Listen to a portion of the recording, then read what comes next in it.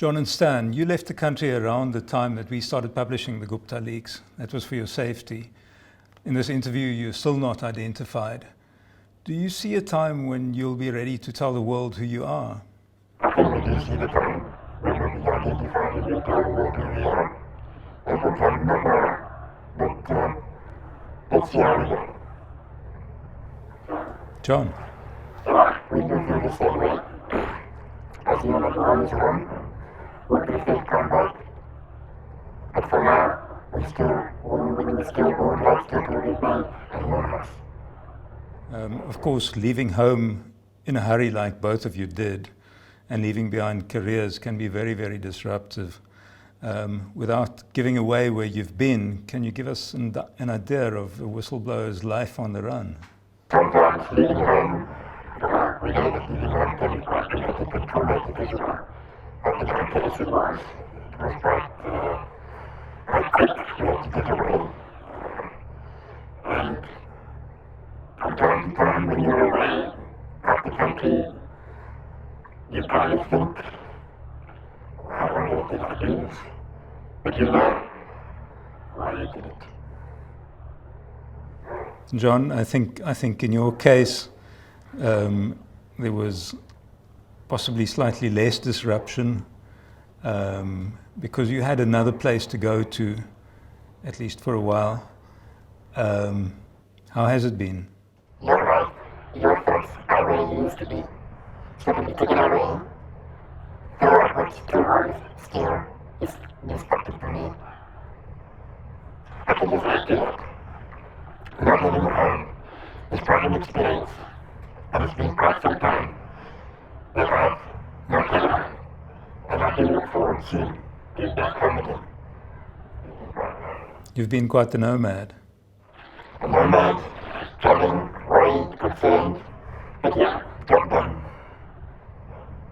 And of course, then the next question is whether you were ever afraid, before or after you left, that the Guptas or maybe people close to them would get to you and do actual physical harm. Yes, the people like the Guptas and possibly others doing us harm has always been in the back of our minds, sometimes foremost in our thinking. But we did take it into account for many months before we decided to actually go ahead with this and contact the right people. And I think it's been fine. It's been alright. Yeah, and John, I think your circumstances were slightly different, but again, you know, there was a real issue and you had to get out. Yes, they were very, very difficult. And as of now, I'm not still comfortable about it because I don't know what might happen, but as of now, they are, when we are looking at good people, I do feel comfortable, but I still do maintain that I want to be where I am. And of course, until you're willing to come out in person, we cannot tell the whole story of the leaks, how they came to be in your possession and so on. Many people have asked us, are these things, were they obtained legally? Were they hacked? Were they stolen? What's your answer to that? Of course, right now is not the right time to describe precisely how the events originated, but we can say, and we have had advice, that everything that we've done has been above board, legal, and proper. And on that basis, knowing that, we decided that it was the right thing to do to release this information. For us, of course, we don't necessarily, and there's even legal judgment to that effect, that whether something is legally obtained or not is not the ultimate question. The question is whether this was in the public interest. Absolutely, that was one of the things that we were assured, that the information was not only properly obtained, rightfully, but one of the words that came out which persuaded us to do what we've done is that it was in the public interest, and that the country as a whole really needed to get this information. Although it took us time to get that information out, we're very happy that we've done it. Of course, there can be no doubt that the leak served the public in quite an unprecedented way. I cannot think of another instance of whistleblowing having such effect since 1994 and possibly before. When you decided to make the leaks public, and John, I think it would be interesting to hear what you have to say about that. Did you think that it could lead to headlines in the way that it did, to civil society and political parties rallying in the way that they did, to the ANC itself looking internally, the self-examination that came from companies internationally, in fact, and ultimately a president prematurely vacating his post?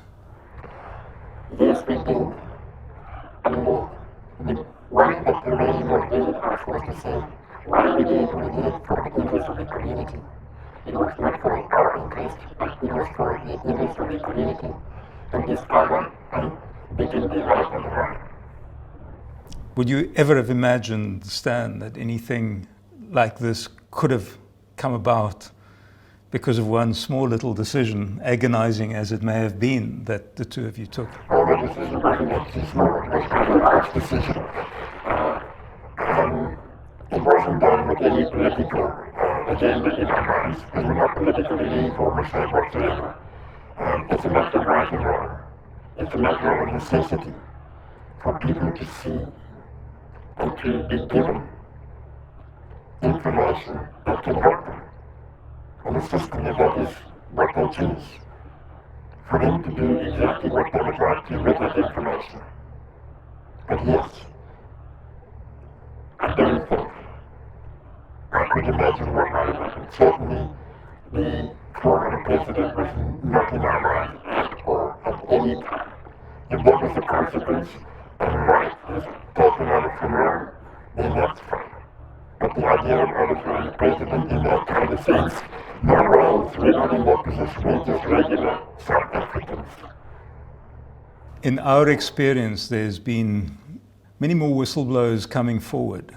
So you would find that people from the remotest parts of the country contact us, telling us about things in their communities, about their municipal councillors, about things about service delivery, whatever that is not working as it should in their communities. And I think that's been one effect of all of this.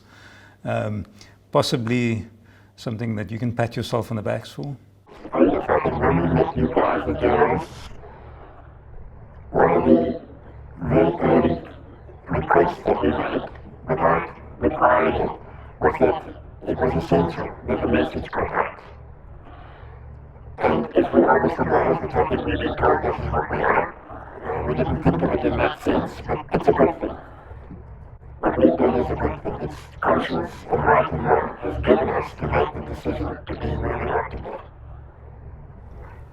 There was this period, and I think it was quite a while, that you were in possession of these leaks before you approached people who ultimately approached people who ultimately got to us, kind of thing, and where you were introduced to the Daily Maverick and Amabungane. So during that period, before you made your decision to go public with us, you had a lot of knowledge, privileged knowledge. It must have been quite surreal, I imagine, to know things that the rest of the country could only have been guessing at. There were very funny moments where we were interacting with the television set. And we were watching this program, one of them I seem to recall was SABC Parliamentary Inquiry or something like that. And we heard one person giving evidence about a document that somebody was carrying or transporting to the floor near the top of the SABC building. And we were shouting at the TV, we said, we have that document. And what did we could do? So with that document, which is we saw in all the publications, we're very happy that we found our way to the Daily Maverick and to Amabungane. We have looked after us extremely well. They have ensured our safety. And we recommend anyone, if you ever have any information much like ours or anything that is of value, these are the right guys to go to. Well, thank you for that. We didn't ask for a free editorial here, but I think you mentioned at one stage even seeing the president and feeling somewhat uncomfortable about what you saw. Yes, not only that he actually motivated us in a way gave us reason. Because when he acted in Parliament, and the kind of thing that the kind of maybe I'm not good at it, but he always used to go, I mean, I just thought, now, Mr. President, you shouldn't be doing that. Presidents don't behave like that. And in a way, it motivated me even further, not for revenge or to get back at him, it just motivated me further. Besides other things that I read and saw in the emails, it just gave a little bit extra. Not to this must be done. People must see what is behind this laughter.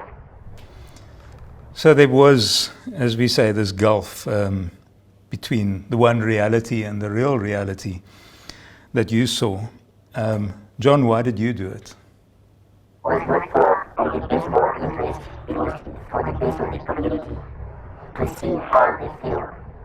People have been complaining, and they want to see the kids, or let us put it out for the people to decide. Wasn't for us, was not for us, but for the community.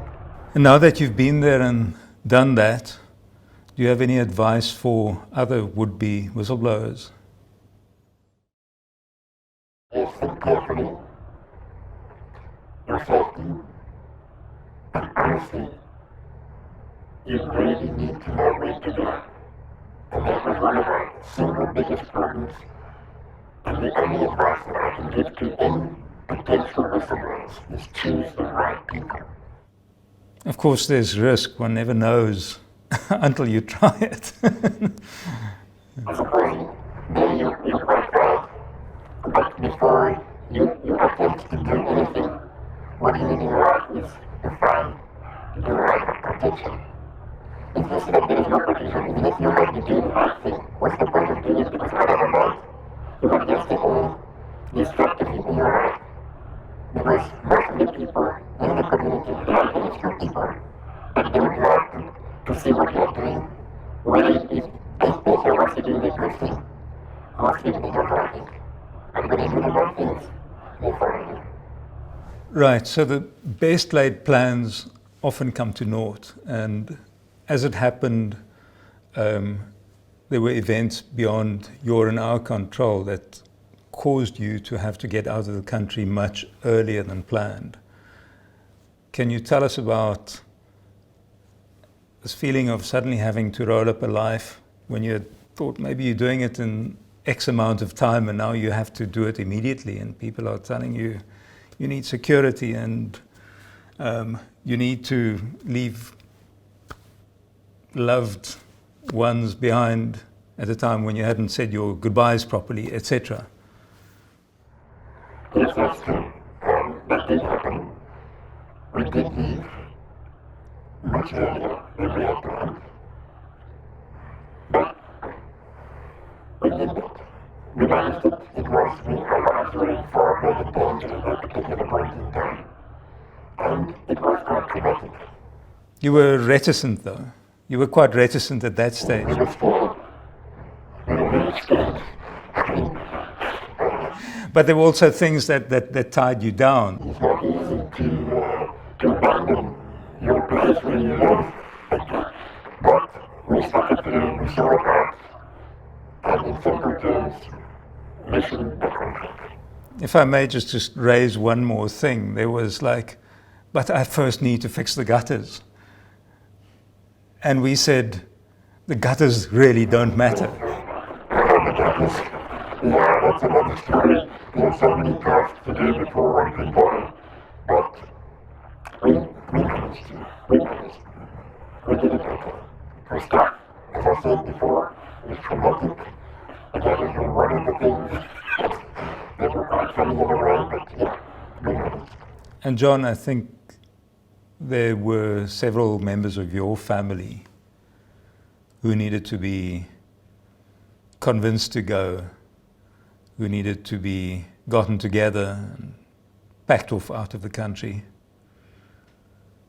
Were they resistant? Yeah, they were, but for this period of their lives, I didn't manage to get it that far. There is nothing more that I can do. But for their safety, we have to live.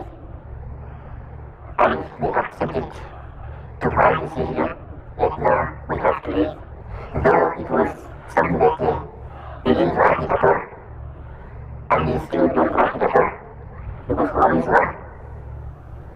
Considering all of this, would you do it again if the same set of circumstances applied again? Well, if I met the right people, I wouldn't. Because this is something that you don't just do it from nowhere. First of all, you have to find the right people who will assist you. And who you can try and get more advice to say the only thing to do, you have to do the right way. But because we didn't manage to find the right people, that's why we said we are going to do it. But if I don't do it, we don't find the right people. There's no risk that I can do this. To do it again, to be honest, in the last period last year and more, there have been times when I have said, I'll never do this again. And then you remind yourself of where you started this whole process. And I'm not that kind of person that if I start something, I see it through. And when you use the logic of why you did it, it develops over, and you regret that one might have. And so is one of the reasons why one would not want to do this. And I'm sure there are lots of whistleblowers out there, but there's no whistleblowers who don't do what we've done. And I urge them, think carefully, make your decisions, consult. And if you feel that you want to play a role in providing information, and you want to bring light on the wrong, and your conscience is playing with your mind, do what we did. It's the right thing.